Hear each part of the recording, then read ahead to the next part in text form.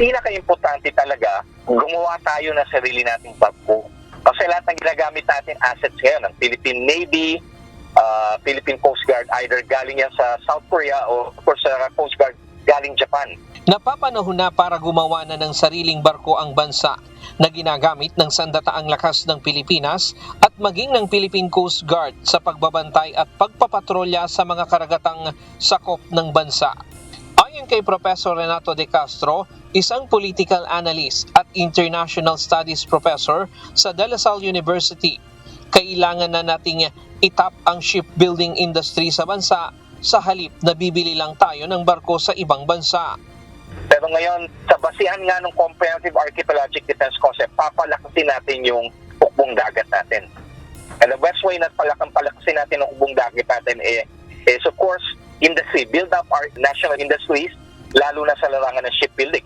Aniya, mayroon namang kakayahan ng bansa dahil kabilang tayo sa pinakamalaking shipbuilding industry sa mundo.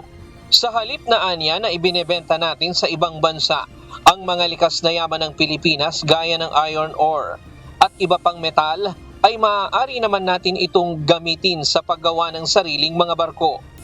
Sa mga nakalipas na panahon ay nakatuon lamang aniya sa civilian ang ship industry at paggawa ng maliliit na sasakyang pandagat para sa internal security.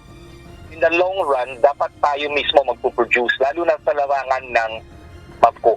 At least yung talaga yung pinaka-platform pa lang dapat tayo gumagawa.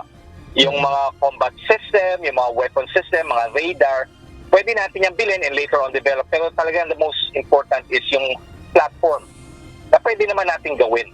Aniya, mahaba pa ang laban sa West Philippine Sea, kaya hindi pa naman huli kung sisimulan ang shipbuilding sa bansa.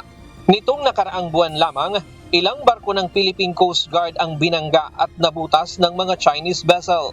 Sa pananaw ni De Castro, mas agresibo ang mga Chinese sa kanilang ginagawang agresyon ngayon kumpara sa standoff noong 2012 sa Bajo de Masinloc.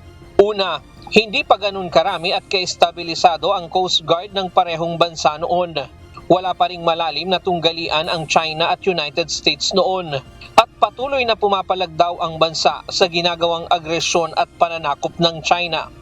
Oo, kasi talagang gigil na gigil siya sa ating Pangulo eh. Kasi talaga yung pagpalaga ng ating Pangulo, nagulat din sila eh. Yung speech niya sa ASEAN Summit last year, no? Sa Jakarta. Then of course, recently yung speech niya sa Singapore, sa Shangri-La Dialogue. Nagugulat sila talaga sa pag-assert ng ating presidente ng ating maritime entitlement sa West Philippine Sea.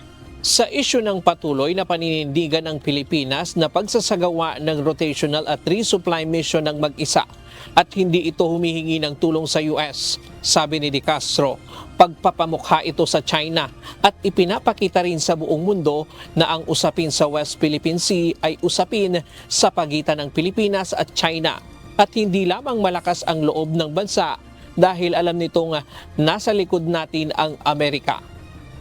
Ryan Lacanlale, UNTV News and Rescue. Diyos ang aming sandigan, serbisyo publiko ang aming pinahahalagahan.